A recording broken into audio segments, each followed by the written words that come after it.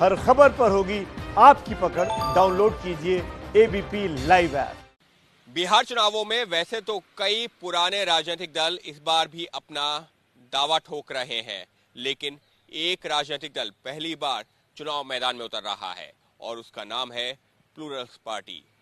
पुष्पम प्रिया चौधरी की है ये प्लूरल्स पार्टी। लेकिन अब पुष्पम प्रिया चौधरी की प्लूरल्स पार्टी ने दिल्ली हाई कोर्ट में याचिका दायर कर मांग की है कि उनको एक चुनाव निशान मिलना चाहिए।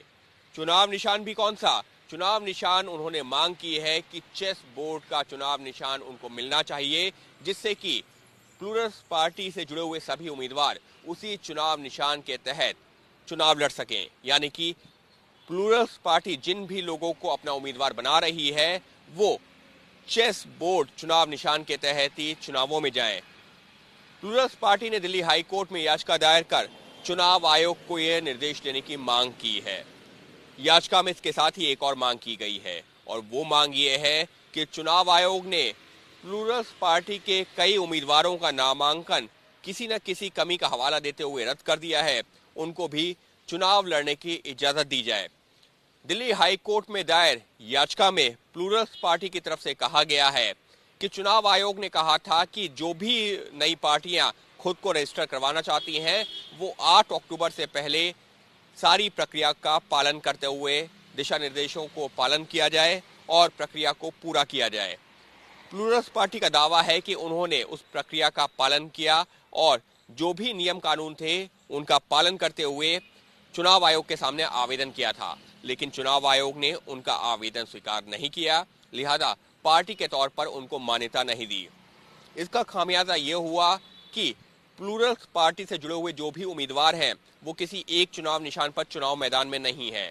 अलग अलग उम्मीदवार अलग अलग चुनाव निशान के सहारे चुनाव मैदान में हैं और इसी बात को लेकर के दिल्ली हाई कोर्ट का दरवाजा खटखटाया गया है। दिल्ली हाई कोर्ट ने याचिका पर सुनवाई करते हुए केंद्रीय चुनाव आयोग से जवाब देने को भी कहा है। 21 दिसंबर को मामले की अगली सुनवाई होगी, लेकिन इससे पहले 4 हफ्तों में केंद्रीय चुनाव आयोग को जवाब देना होगा कि उनका क्या कहना है और उसके बाद में पुष्पम प्रिया को भी अपना पक्ष रखने का मौका मिलेगा। लेकिन यहाँ चिंता की बात यह है पुष्पम प्रिया चौधरी और उनकी पार्टी के लिए कि मामले की सुनवाई है 21 दिसंबर को और अगली सुनवाई, लेकिन उससे पहले बिहार चुनाव पूरी तरह से संपन्न हो जाएगा, क्योंकि बिहार चुनावों के लिए जो पहले चरण का मतदान है वो 28 अक्टूबर को होना है, दूसरे चरण का मतदान 3 नवंबर को और तीसरे चरण का 7 नवंबर को। नतीजे आने हैं 10 नवंबर को, यानी कि 21 दिसंबर को जब दिल्ली हाई कोर्ट में पुष्पम प्रिया की पार्टी प्लूरल्स पार्टी की याचिका पर अगली सुनवाई होगी, तब तक तो बिहार में नई सरकार का गठन भी हो चुका होगा जैसी कि उम्मीद की जा रही है और वो कार्यभार भी संभाल चुकी होगी।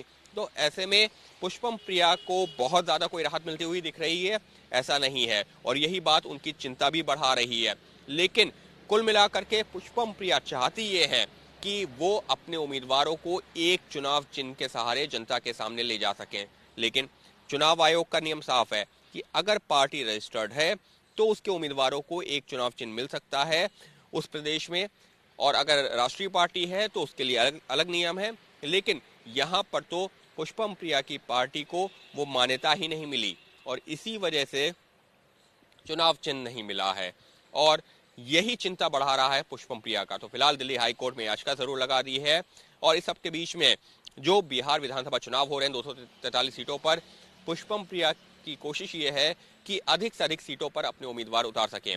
हालांकि वो तो दावा ये भी कर रही हैं कि अगर जनता ने उन पर भरोसा जताया, वो मुख्यमंत्री बनी, तो उन्होंने अपना घोषणा पत्र भी लागू कर दिया है या ये कहा जाए कि जारी कर दिया है और यही बताने की कोशिश है कि जनता से जुड़े हुए जो हित के मुद्दे हैं उनको तरजीह दी जाएगी। लेकिन फिलहाल क्योंकि पहली बार चुनाव मैदान में उतर रही हैं खुद पुष्पम प्रिया और उनकी पार्टी, लिहाजा चुनौतियां बहुत हैं और इसी वजह से चाहती हैं कि दिल्ली हाई कोर्ट से एक राहत मिल जाए और उनको उनके सभी उम्मीदवारों को एक चुनाव चिन्ह पर लड़ने का मौका मिल जाए। लेकिन फिलहाल ऐसा होता मुमकिन तो नहीं लग रहा, क्योंकि मामले की अगली सुनवाई हाईकोर्ट में होनी 21 दिसंबर को और चुनाव आयोग भी उससे पहले उसको 4 हफ्ते का वक्त मिलेगा अपना जवाब दाखिल करने का। यानी कुल मिलाकर के पुष्पम प्रिया की तरफ से जो मांग की गई दिल्ली हाईकोर्ट में उस पर उनको फिलहाल कोई बड़ी राहत मिलती तो नहीं दिख रही और उनके उम्मीदवारों को अलग अलग चुनाव निशान के सहारे जनता के बीच जाना पड़ेगा।